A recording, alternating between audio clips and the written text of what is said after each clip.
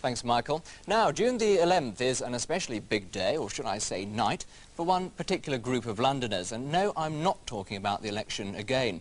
Polling day, it turns out, is also a full moon, the time when all kinds of ghouls appear and vampires like to go out for a bite. And for the people who call themselves the Gothics, that's a cause for celebration. Gothic, in case you didn't know, is the capital's latest youth cult. The Goths paint their faces white, their lips black, and dress in velvet and rubber.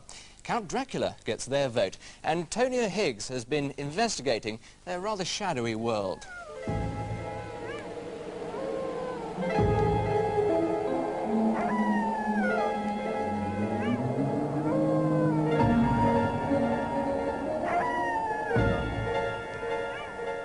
Strange mutations from the tomb of punk rock. The Gothics are coming out of the undergrowth. Transylvania has been transported. Dracula was very elegant, very aquiline. The blackness of the clothes, it's sensual, I think it's more exciting than the dowdy everyday things. I mean, it's a kind of dark theatre.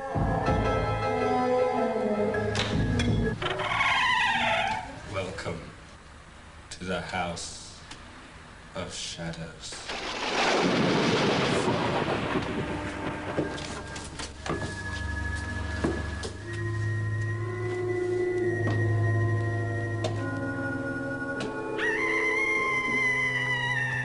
The home of the true Gothic is no place for the faint-hearted.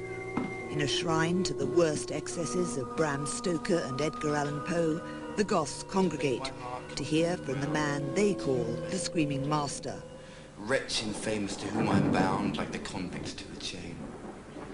The stubborn gambler to his dice, the drunken to his revelry, the carry-on to worms and lice. Cursed, cursed may thou be.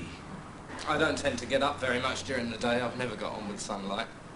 I think I was destined to turn out like this. Do you describe yourself as a Gothic? No, I describe myself as a vampire. What exactly does that mean? Well, a vampire. Here, you see a vampire. This is a vampire. The punk people of the sort of late 70s have been looking for something with a bit more style, a little bit more finesse, something with less of an aggressive edge, more of a creative edge, I think. Gothics work hard at their style.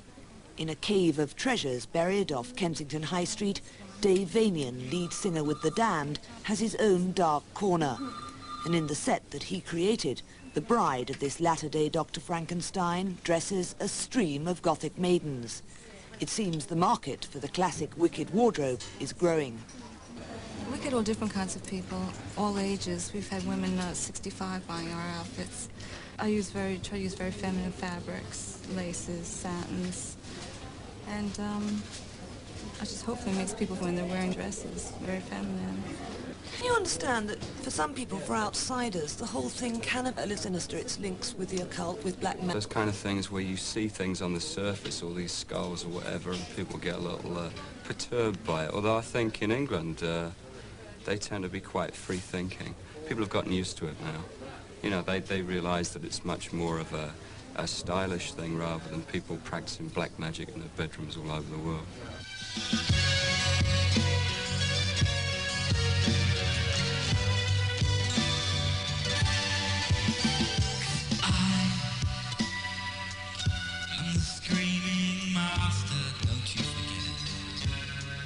Like most of London's cult creations, music is at the centre of Gothic style. The Screaming Master's audience now may be restricted to other goth-like types, but the man from the shadows has designs on the bright lights. It's got something different about it than ordinary music, and it's more meaningful. Our makeup's our own trademark and our hair is our own look. Whereas the music we like, I mean, some of us might like Sreaming Marionettes, others might like other mainstream Gothic groups. But so we all got the same thing in common, as we don't like to start fitting with the mainstream Aha, Duran Duran. Gothic hasn't really ever broken through to the music scene in a big way. It never really has. And I think as far as over the last 40 years, I think it's the first thing that really is going to hit the music scene, the big music scene, as a new thing now. I really think it's going to happen. But despite the conviction of those goths who are sure their day is coming, there are others who believe that, like true vampires, with too much exposure, this weird cult may just simply fade away. And from one extreme to another.